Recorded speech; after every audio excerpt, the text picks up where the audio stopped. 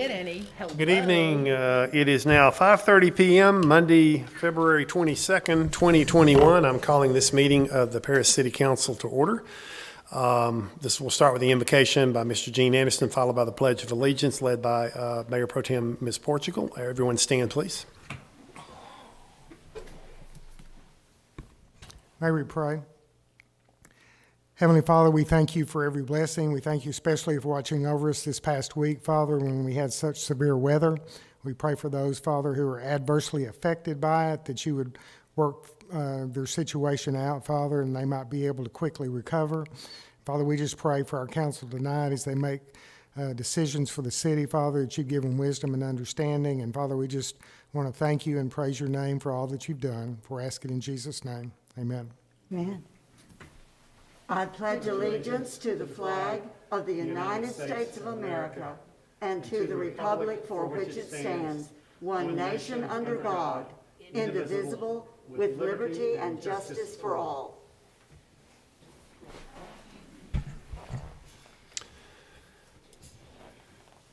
Next is a citizens forum. Persons desiring to address the council must limit their presentation to no more than 2 minutes. Unless an item is posted on the agenda, the Texas Open Meetings Act prohibits the council from responding to any comments other than to refer the matter to a future agenda, to an existing policy, or to a staff person with specific factual information. Claims against the city, council members, or employees, as well as individual personal appeals, are not appropriate for the citizens forum. Citizens forum is now open. Anyone wishing to address the council, please step up, and you'll have at least 2 minutes. We'll need your name and address. Seeing none, I will now close the citizens forum. Next is consent agenda. Are there any items on the consent agenda that any council member wishes to pull for additional discussion? If not, I'll entertain a motion on this. I'll make a motion to approve the consent agenda. Second. Motion and a second. All in favor? Okay, unanimous. Thank you. First item on the regular agenda, number 13, discuss, conduct a public hearing, and act on an ordinance considering the petition of Brent Smith for a change in zoning from a light industrial district to a one-family dwelling district number 2 in the city of Paris, block 188A, lot 1, LCAD 17008, located in the 800 block of Jackson Street. Mr. Path. Yes, Brent Smith is requesting a change in zoning from light industrial to a single-family district 2, one-family dwelling district number 2, SF2. He has about 7.67 acres. The property, the future land use recommends low-density residential, so this is in line with our future land use for the property. He does have an existing neighbor, which is American Plant Food, which is a light industrial. There's an inactive railroad nearby as well, but all the surrounding uses otherwise are residential. In fact, a lot of them are even zone industrial. So in time, those will need to be rezoned in time to encourage light industrial. But otherwise, this would get us in the right direction per our future land use plan. So planning and zoning voted to approve this 5-0, and we recommend approval tonight. Okay, so. thank you. Let's go ahead and get the public hearing out of the way. I'll open the public hearing. Anyone wishing to speak for or against this item, please step up and give us your name and address. Seeing none, I will now close the public hearing and open it up. Does anyone on the council have any questions or any discussion on this? All right. I'll entertain a motion on this as well. I'll make a motion to approve the zoning change from light industrial district to a one-family dwelling district number 2. Got a motion, and I'll second that. So all in favor? Unanimous, thank you. Item number 14, discuss and act on a resolution extending the declaration of a disaster 2021-001 signed by the mayor on February 16th, 2021 to be extended for a period of not more than 7 days, declaring a disaster in Paris, Texas based on the existence of an imminent threat of widespread and severe property damage, injury, and loss of life due to prolonged freezing temperatures, heavy snow, and freezing rain statewide. Ms. Harris, what's your recommendation on this?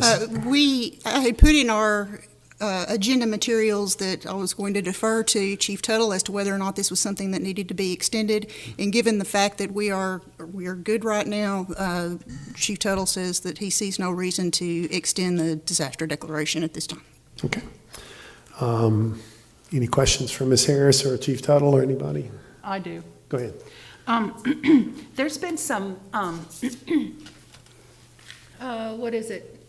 The governor got some money from the federal government for relief, FEMA relief or something. But is there not a lot of damage? Let me put it another way. Is there not a lot of damage to people's homes as a result of the weather occurrence that we just had that could go towards this, or is this only for the disaster related to COVID? No, this particular disaster declaration was just weather-related, but I'll let Chief Tuttle discuss the emergency management situation. Okay, thank you. Yeah, the governor declared 37 counties eligible for what you're considering individual assistance. He extended some more today, and currently Lamar County is not under that. Now, what we've done is we've posted on, and we've made the news media aware and on social media for people to self-report damages. So if we get enough, we may get in that declaration of individual assistance. Right now, we're under public assistance declaration, which involves, what we in the city or schools or other entities may be out damaged. But right now, we're not under the individual assistance declaration. But that doesn't mean we won't if we don't get enough. Okay, because I had some folks call me about this, and how come, our county's not on there? And I figured it was just because we hadn't gone through the proper procedures yet to become a disaster area, or maybe we just were lucky and we didn't have that much damage. I don't know. I was lucky.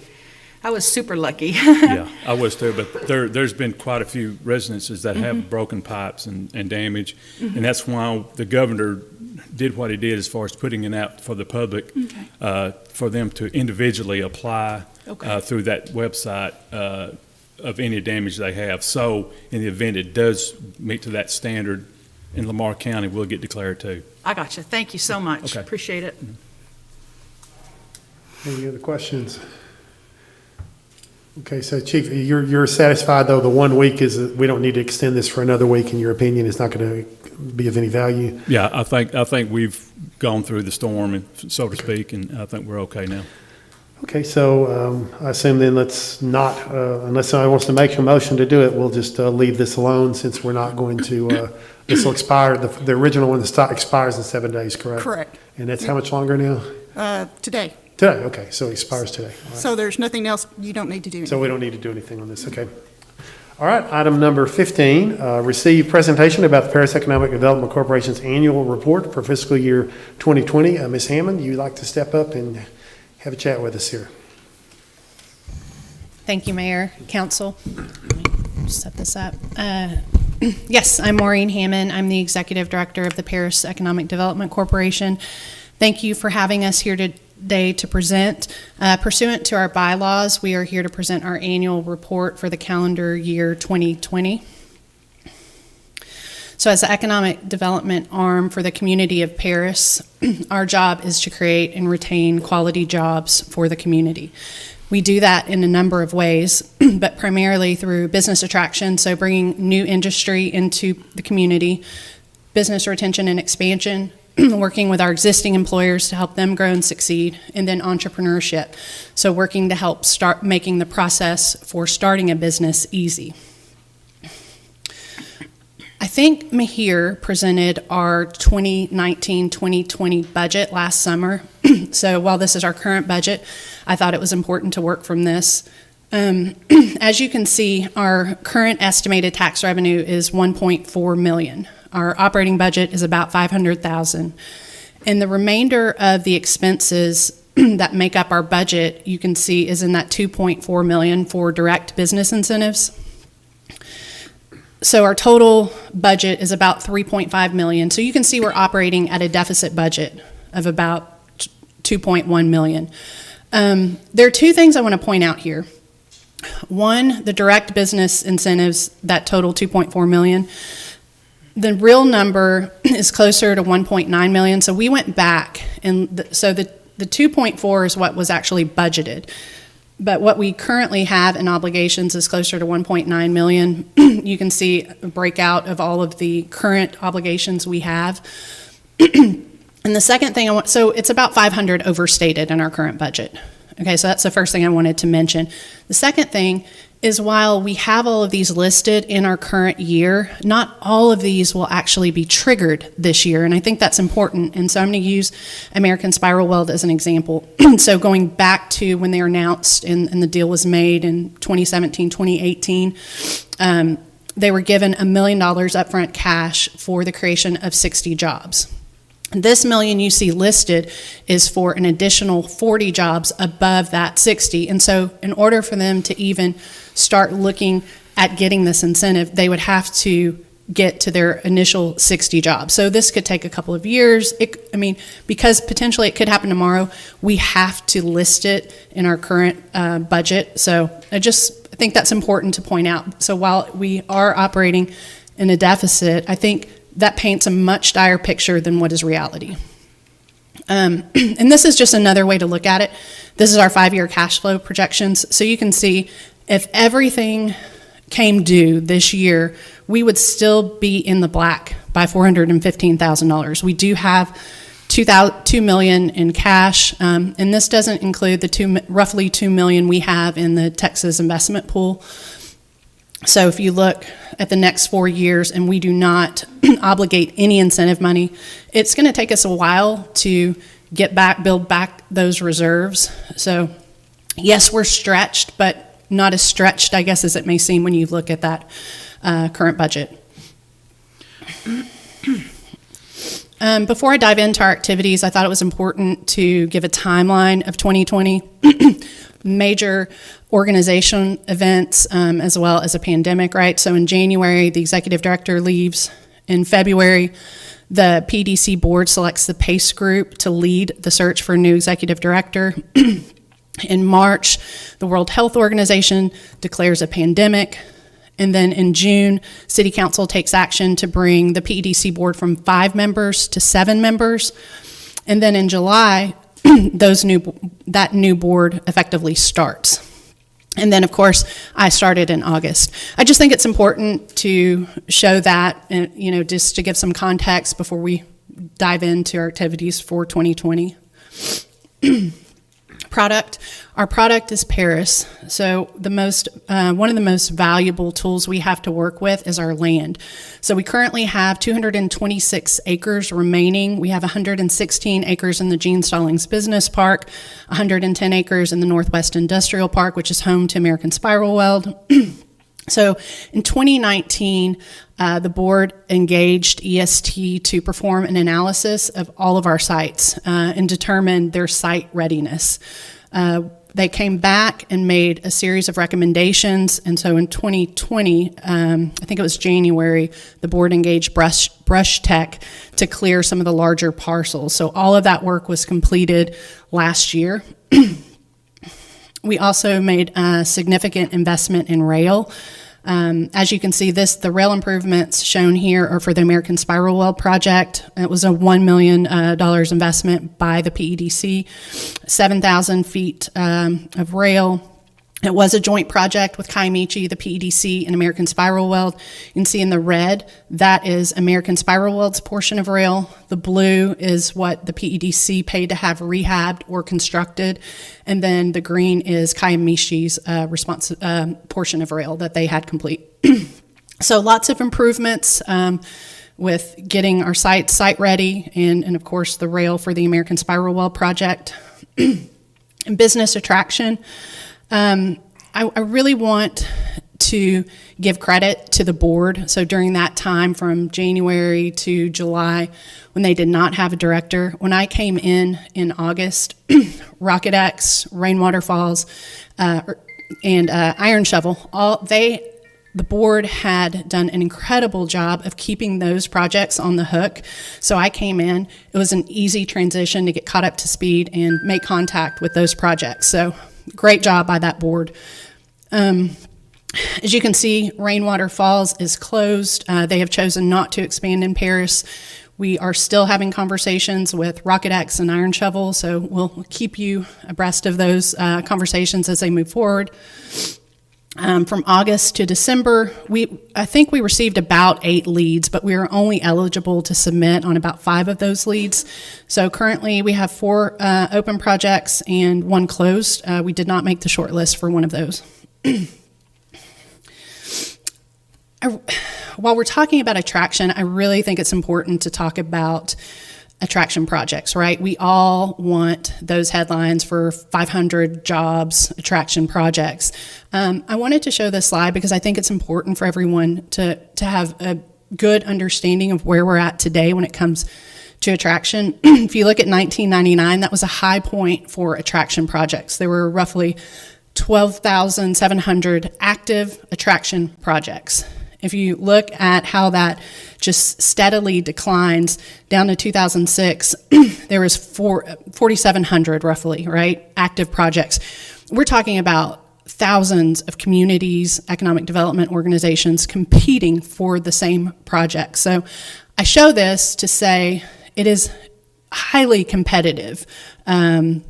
We just have to know that going in. We are going to continue to be aggressive, put our best foot forward, but just know that the competition is fierce. In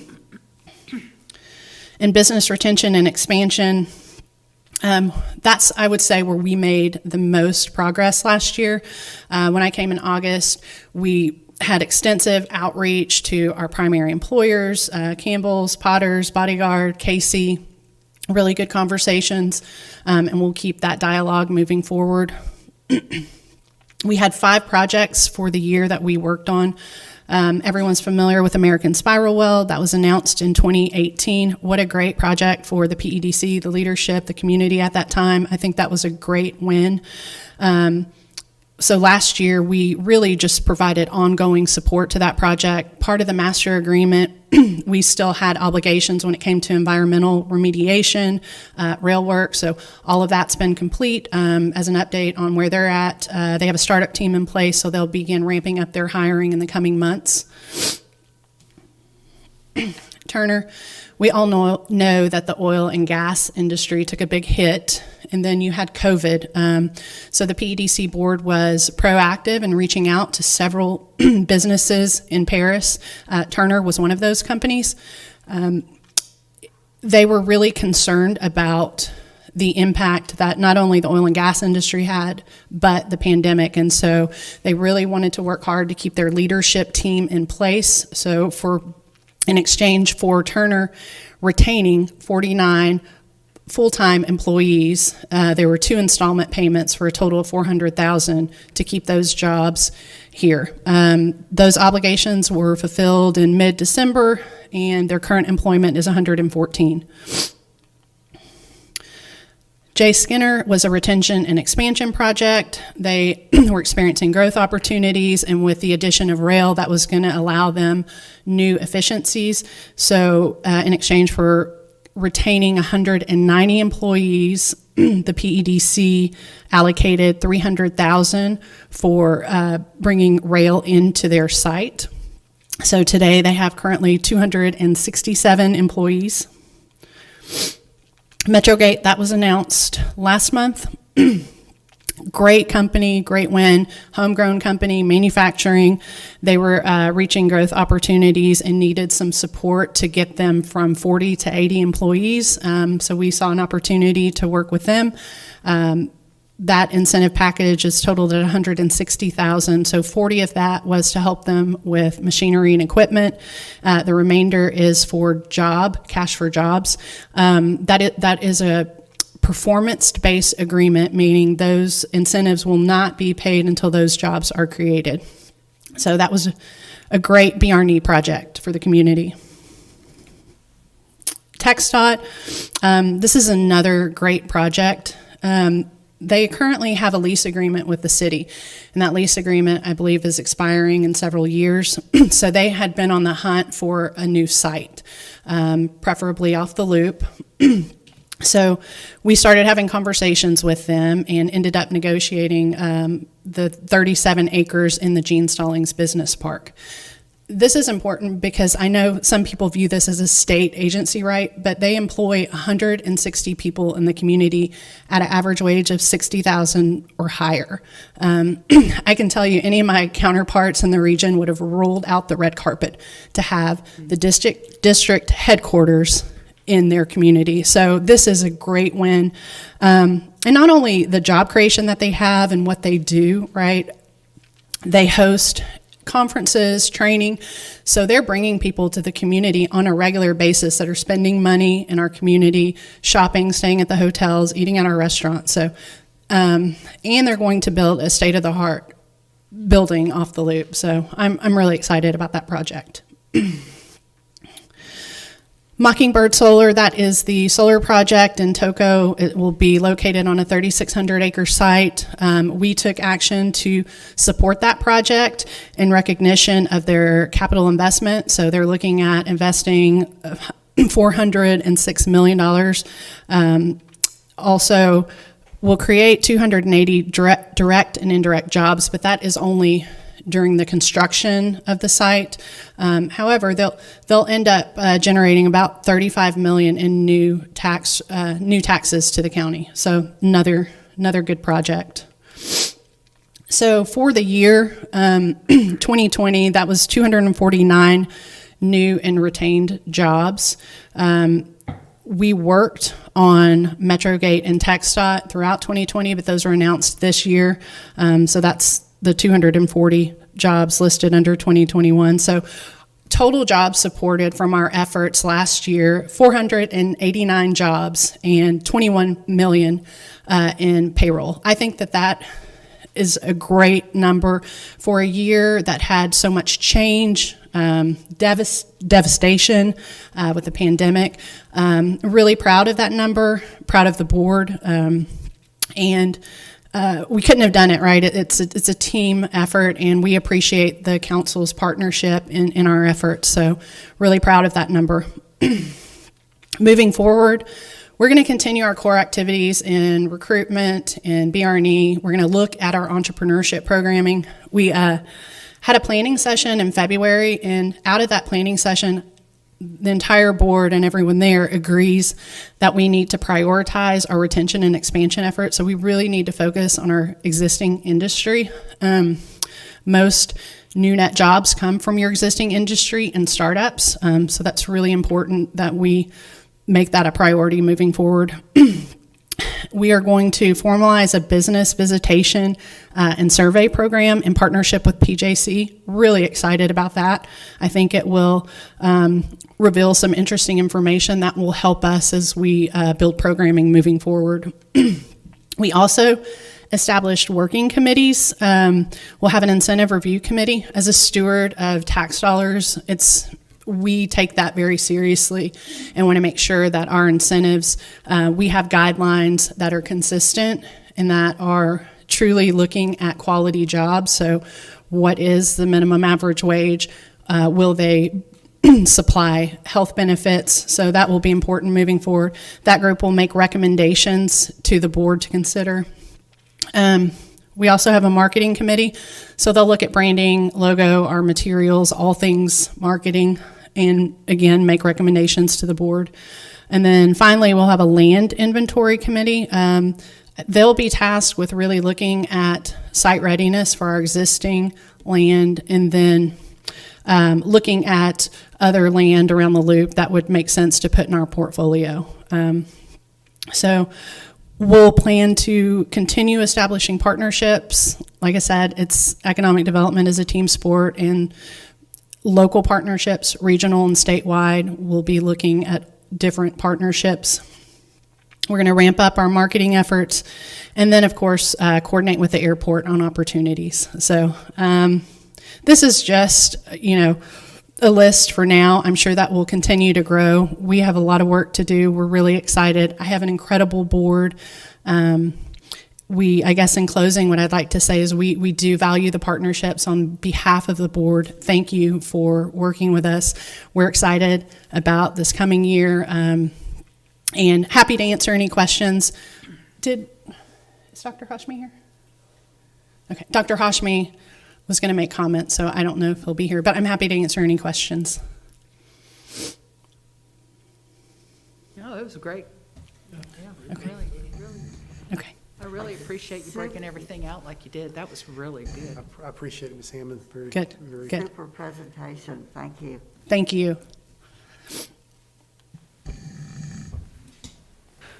Item number 16, discuss and act on an ordinance of the City of Paris, Texas, adopting and enacting a new code of ordinances, providing for the repeal of certain ordinances not included therein, providing a penalty for the violation thereof, not exceeding $500 generally, or not exceeding $2,000 for violations relating to fire safety, zoning, or public health and sanitation, or not exceeding $4,000 for violations related to dumping or refuse, providing for the amendment of such code, and providing when such code and this ordinance shall become effective.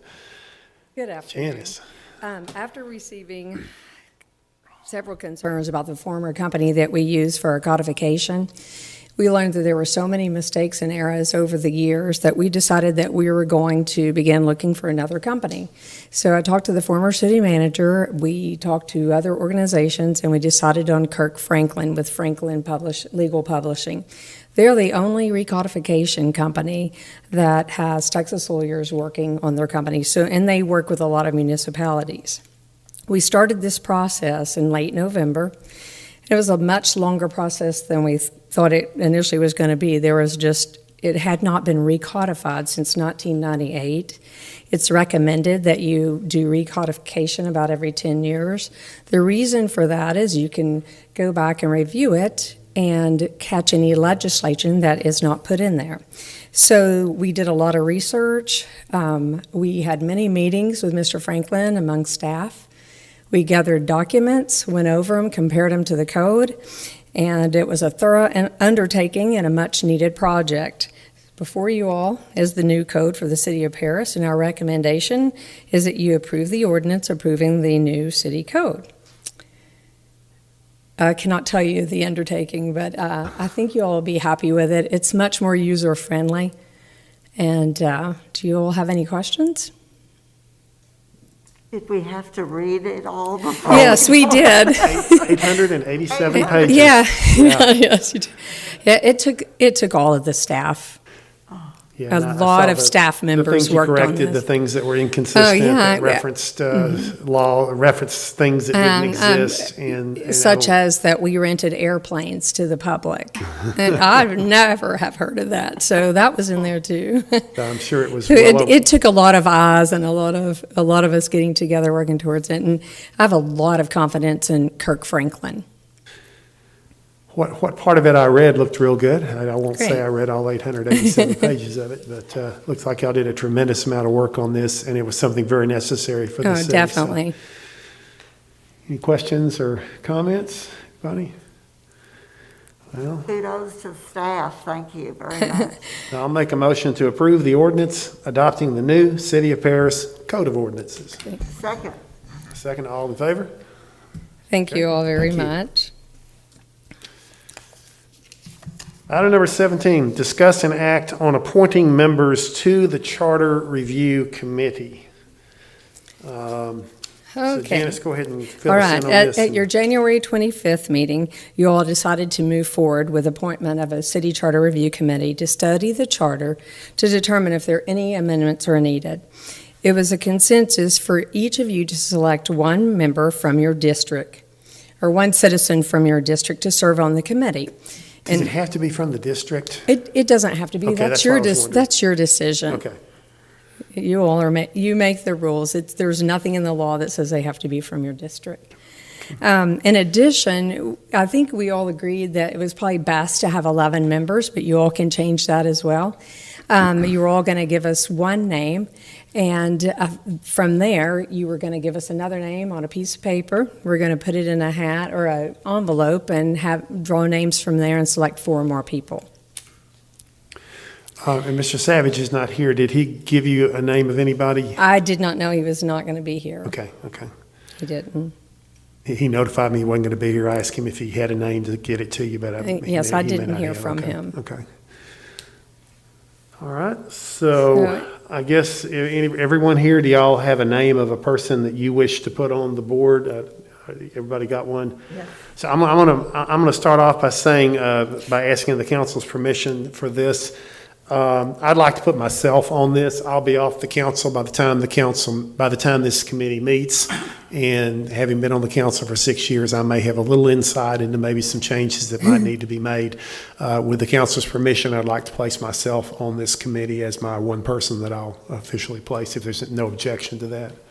No objection. I don't look for us to begin meeting until early summer because of concerns with COVID. Okay. And that's really when we plan. Once you all give us the names, we'll contact the people and speak to them. Okay, well, let's go down the line and Okay. give the names of the people that you're going to automatically be placed on. Aaron Jenkins. Okay. Thank you. Derek Hughes.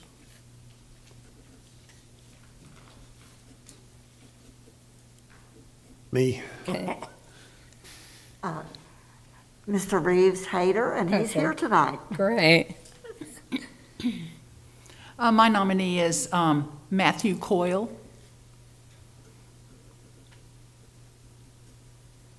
Thank you. Alex Putnam. Okay. Okay, and if you have an extra name, someone else that you would like to put into the hat, what do we want to do with Mr. Savage? Do we want to reserve that place for him? You all can do that. We can bring it back for him to appoint a person if you want to. Why don't we do that? Okay. I know he Appoint one. wasn't able to make it to the meeting tonight, but let's reserve one for him. So Okay. that leaves us with 4 more spaces to fill, correct? Correct. So everybody's got a piece Yes. of paper here, and just Mr. Savage can get the 11th one once we do this.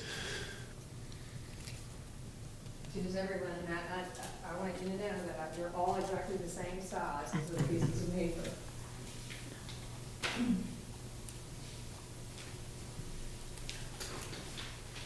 Mary is going to do us the honor of drawing.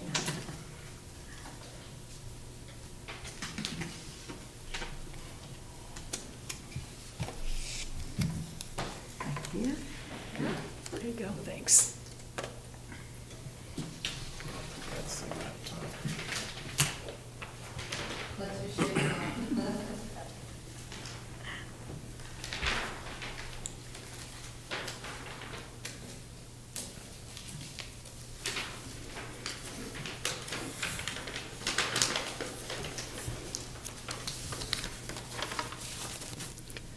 Okay, Edwin Pickle.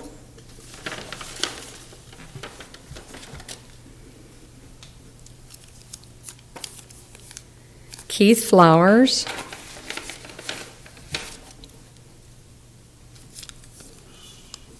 Keith Flowers again. Okay.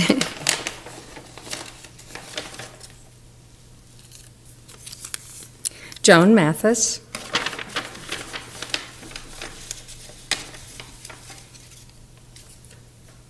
Joan Mathis again.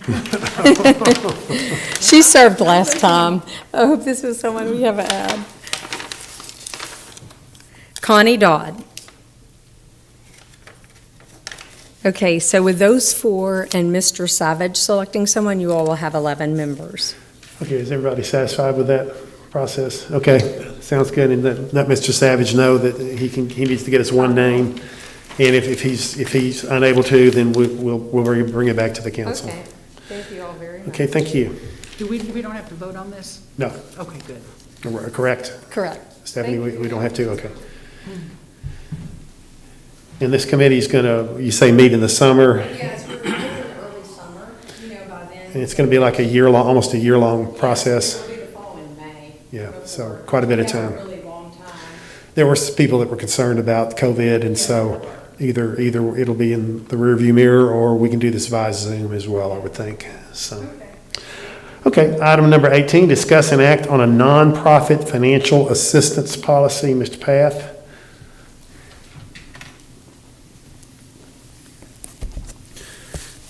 Yes, every fiscal year, at the start of the fiscal year, the city manager's office entertains applications from nonprofit organizations who are seeking public assistance. And so I didn't go back to see how long this has been going on. It's been going on for a number of years. And I arrived late April, and which was too late to have brought this to you at that time. But the prior procedure was for the city manager to review the applications and make the decision on which ones are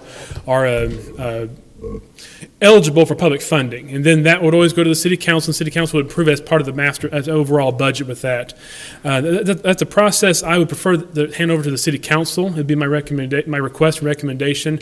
These are not departments, they're not city operations, and so I would feel better that this be reviewed by the council and approved as to who, as a non-cities receiving taxpayer funding. And so with this, I've developed a policy. I do believe part of the process is these are all mostly, I'd say, worthy programs, and so it's very hard to pick and choose which ones will not get funding. Obviously, there'd be differing opinions on the council as to who individual council members think should and should not get funding, for what reasons and what not, and so forth. So I put together a policy here that I hope might give you some guidance, some systematic approach to doing this procedure here. I'm trying to be as fair while having some structure, because again, there's going to be differing opinions here.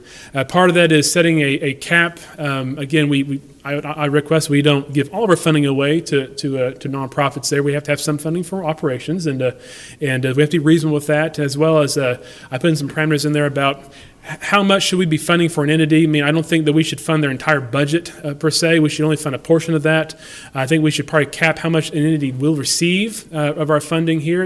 I don't think one entity should receive the total amount. This should be trying to spread it across entities. And so forth. So I can either walk through the policy with you, unless you've had any questions about that. I mean, this is your policy, so I'm open to edits, suggestions, those kind of things here. But that's basically the background of it. I like for the city council to consider taking this role over. And so in a nutshell, we would advertise in March, April and May. We receive applications. We would process those, make sure they are eligible for public funding. Again, since we're using taxpayer dollars here, it has to be a public purpose. And it has to be a purpose that we can reasonably see is benefiting the citizens of Paris, and whether it's 1, 10, 100, 1,000, or all of them. And so we go through a process, working with the city attorney, determining that those are eligible. We would then present all of those, both eligible and ineligible, for you to look at. City council would then you can have some open discussion, and then you would have a process where you would rank the priority discussion. And so you would get a scorecard as I've drafted in here. You would then individually rank. Okay, I think we should talk about this one first, this one second, this one third, because again, we have a cap in funding here. And since everyone has probably differing opinions as to which entity should receive funding, we would then compile those rankings, and then the first one who gets the highest compilation is one you would discuss first. And so you would discuss them, yes or no, or you can edit how much they receive. They ask for 15,000, you can give them 10 or 9 or whatever it is. Then you move on to the next one. You vote, move on to the next one, then vote, move on to the next one. That way you vote individually in each one until you reach the cap of $100,000. I have some allowance in there for another 5, because sometimes you may get down and you got 95,000 and the last one needs 8,000. And so you're just almost there. And they need a new widget, and it costs $8,000. And so you may. So I gave them 5,000 there to give you some wiggle room in case that one last item is just on the edge, teetering there. If you can just give a little bit more money, they can make it happen. So some room there with that. So with that is overall the gist of it. And I figure we can try it out this year, unless we want to make edits. And so yeah, I'll take any questions. I like this a lot, Mr. Path. I really read through this, and it's well thought out, and will have the effect of giving the council the choice and being given the opportunity to discuss it and rank it, and then we can, rather than the city manager himself making all these decisions and presenting it to the group. I especially like the part where you wanted a 2-page summary from the organization that's applying, such that we have a concise summary of what public benefit that this group is providing, and they're forced to explain that to us, and then we'll be able to compare apples and apples here. And rank them, because they'll all be worthy of it. Make no mistake, but we can't give it to everyone. So I really like this a lot. I appreciate the work you did on this, and I plan to support this for sure. But any questions to Mr. Path on this or comments? So I think it's a great program. So. I like the plan. Definitely, we're spending taxpayer dollars, and I think we should take a good look at it. And I've been on a similar committee with United Way, and I will say it's difficult. You listen to their needs, and you want everybody to get what they can do the most good with, but there's a budget. Yes. So, Yep. All right, well, any Well, other I- questions? Go, yeah, go. Under the perimeter number 9, have we given $15,000 to any one entity?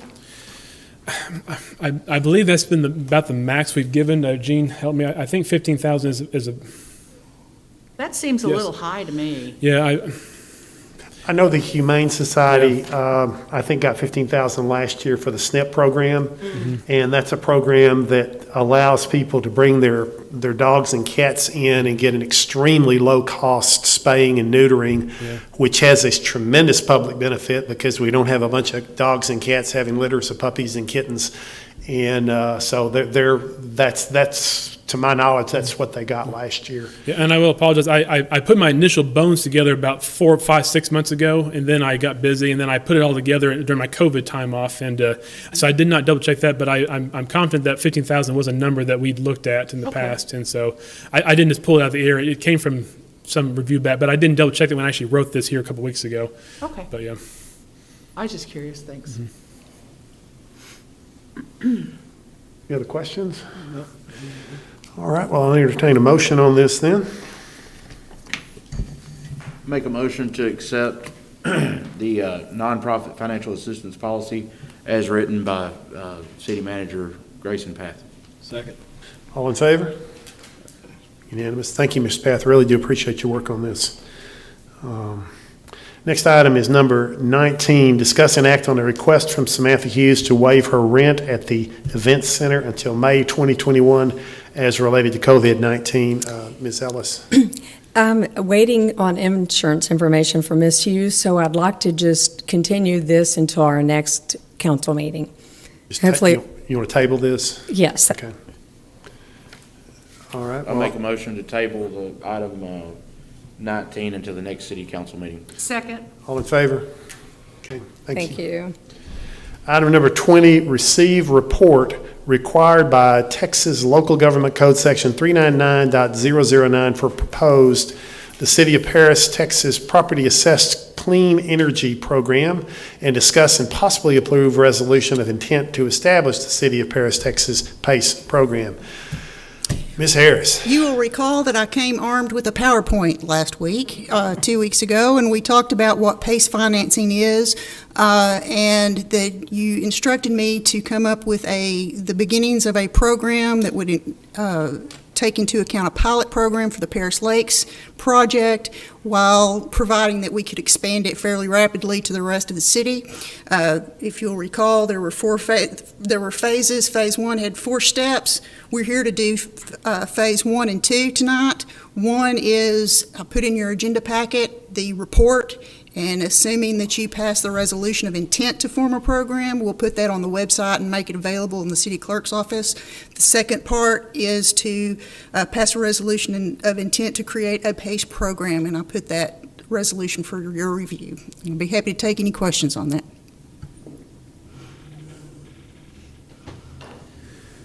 Any questions? No, I don't. Well, I think we need to move ahead with it, and so I'm in favor of this. If it helps Paris Lakes, great, and if it gets yet another tool that Ms. Hammond might could use to help out with economic development, that would be a good thing as well. So basically, what we need is a motion to approve the resolution. I make a motion to approve the resolution. The resolution of intent The to resolution of intent for the create a PACE Texas program. Property Assessed Clean Energy Program as written by Stephanie. second, Is that good? Is that? That is perfect. All right. All in favor? Okay, unanimous, thank you. Thank you. All right, item number 21, convene into executive session pursuant to section 551.087 of the Texas Government Code. 1, to discuss or deliberate regarding commercial or financial information that the governmental bodies receive from a business prospect that the governmental body seeks to have, locate, stay, or expand in or near the territory of the governmental body and with which the governmental body is conducting economic development negotiations. Or 2, to deliberate the offer of a financial or other incentive to a business prospect described by subdivision 1 as follows: First National Bank Building and associated properties. It is now 6:15. We're going into executive.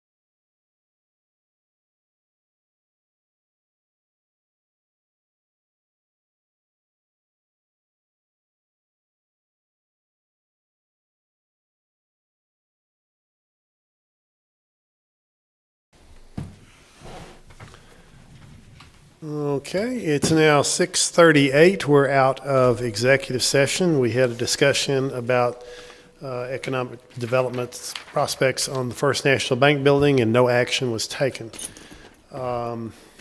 Any future events? Yes, sir. I just got, not an event, just a statement.